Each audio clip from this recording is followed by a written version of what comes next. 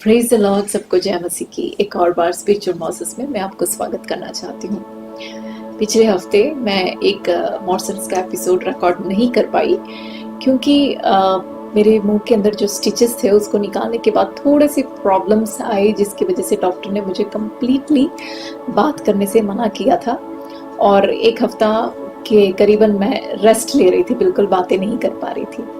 उन दिनों में मेरे मन में एक विचार ऐसे आया कि यदि एक डॉक्टर चाहे तो हमें इंसानों से बात करने से कम्प्लीटली रोक सकता है, लेकिन चाहे कोई भी सोचे, कोई भी प्लान करे, कोई भी चाहे कुछ भी करे, हमें परमेश्वर से बात करने से कोई नहीं रोक सकता। क्योंकि भजन संहिता 139 के 4 में इस प्रकार लिखा है कि मेरे मुंह में एक शब्द आने से पहले तू मेरे सारे विचारों को जानता है, मेरे हर पूरे विचार को, जो भी मैं बोलने वाला हूँ, हर चीज को प्रभु तू जानता है।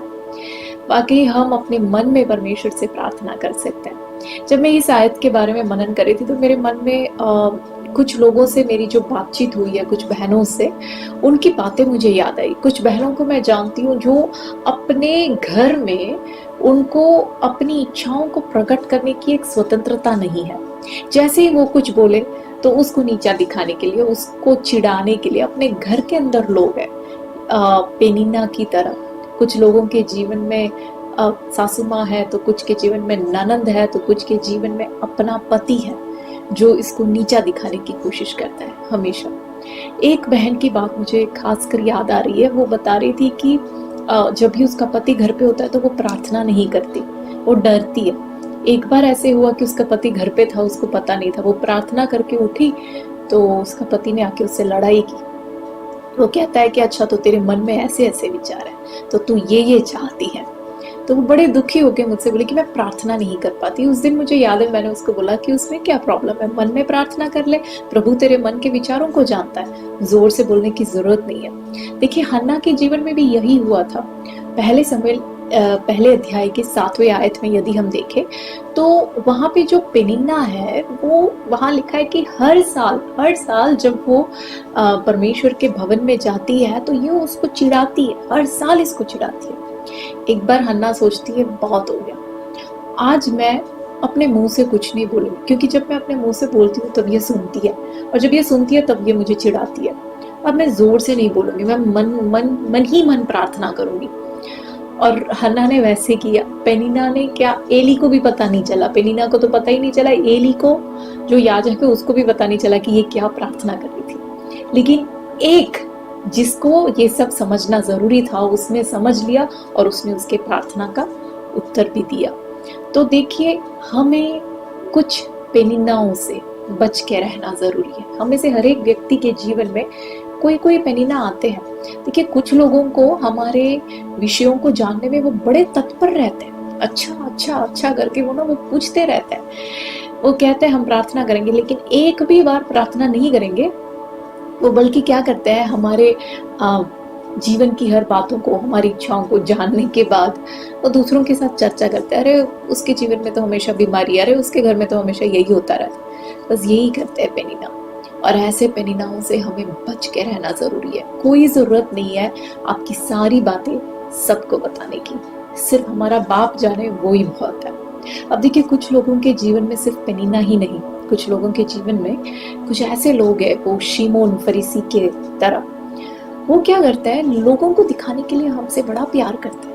और खास करके जो सेवकाई में है वो समझ सकते हैं ये बात, क्योंकि लोगों को दिखाने के लिए बड़ा प्यार करते हैं। अरे ये वो बड़ा अच्छा है, बहुत अच्छा है, बोलते रहते हैं। और घर पे भी बुलाते हैं, समोसे, चाय, बिरयानी सब बना के देता है, और फिर उनके मन के अंदर वो बिल्कुल कदर नहीं करते। देखिए, लूका रचित सुसमाचार उसके 7वें अध्याय के 39वें आयत में जब हम पढ़ते हैं, वहां लिखा है कि ये जो शिमोन फरीसी है, यीशु को घर पे बुला के वो खाना तो खिलाता है, लेकिन उसके अंदर मनोमन वो कहता है ये बंदा फ्रॉड है, मुझे पता है इसकी मिनिस्ट्री सही नहीं है। बाहर लेकिन बहुत ज्यादा प्रेम दिखाता है। यीशु कहता है, शिमोन, मैं जानता हूँ तूने मेरे सामने ये समोसे, पेड़े, चाय, कॉफी, बिरयानी जो भी तुम्हें रखा है ना, मैं जानता हूँ ये बाकी के विश्वासियों को दिखाने के लिए।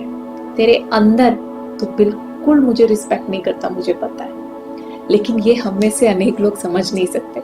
यीशु की तरह आत्माओं को परखना जरूरी है। हम में से कुछ लोगों के जीवन में सिर्फ पेनिन्ना और शिमोन ही नहीं, कुछ यूदा भी है। अब ये बड़े खतरनाक ग्रुप है।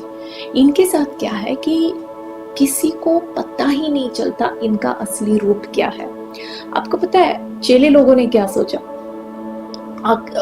उस आखिरी पल में चेले लोग आपस में देखते हैं, कहते हैं अरे फरीसी लोग आ गए, रोमी सैनिक आ गए, सभी लोग यीशु को घेर लिए और हमें देखिए, हम यीशु को छोड़ के भाग रहे। लेकिन उसको देखो, यूदा को देखो, वो कितना कितना पूरे दिल से यीशु से प्यार करता है। वो यीशु के पास जा रहा है, जब हम छोड़ के जा रहे हैं ये उसके पास जा रहा है। और वो देखते हैं, वो सोचते हैं कि देखो ये यीशु के पास सिर्फ खड़ा ही नहीं, वो यीशु को चूमता है।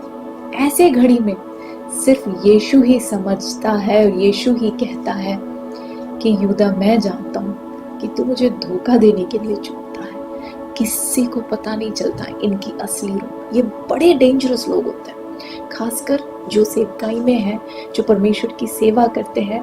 वे भाई बहन अलग अलग प्रकार के लोगों को पहचानना बहुत जरूरी है। आज हम जिस हाल में रहते हैं, इस समय के बारे में मत्ती रचित सुसमाचार उसके 24वें अध्याय के 12वें आयत में लिखा है कि उस समय अनेक लोगों का प्रेम ठंडा हो जाएगा। ऐसे समय में जब हम जीते हैं भाई और बहनों, हमें समझना जरूरी है कि हमारे चारों तरफ पेनिन्ना जैसे लोग भी हैं, शमौन फरीसी जैसे लोग भी हैं, यूदा जैसे लोग भी हैं, और कुछ बड़े अच्छे लोग हैं एल्काना की तरह। ये एल्काना के जैसे जो लोग हैं वे हमें पूरे दिल से प्यार करते हैं, वो मन से सच्चे हैं। लेकिन इनके साथ एक प्रॉब्लम है, हमारे ऊपर परमेश्वर की जो बुलाहट है ना, इस बुलाहट को वो पहचान नहीं सकते। वो कहते हैं अरे तुझे एक संतान की जरूरत क्या है, मैं हूं ना, बस इतना ही है इनकी दृष्टि, इतना ही है इनका दर्शन। तो हमें इस अलग अलग प्रकार के लोग जो हमारे साथ चलते हैं, इन सबको पहचानना जरूरी है। आत्माओं को परखने का जो वरदान है, उस वरदान की बहुत जरूरी है। मेरा ये मानना है कि खासकर जो परमेश्वर की सेवा में लगे हुए पास्टर लोग, उनकी भी पत्नियां, हमें से हर एक व्यक्तियों को बाकी हर पवित्र आत्मा के वरदान से भी बढ़कर आत्माओं को परखने के वरदान बहुत जरूरी है आज के इस समय में। परमेश्वर के वचन में जैसे लिखा है कि जो प्रभु जिसने हमें बुलाया है वो वफादार है, लेकिन हमें भी इस बुलाहट के प्रति वफादारी के साथ यदि रहना है तो हमें सांप के समान चतुर और कबूतरों के नाई भोले रहना जरूरी है। प्रभु आप सबको आशीष दे।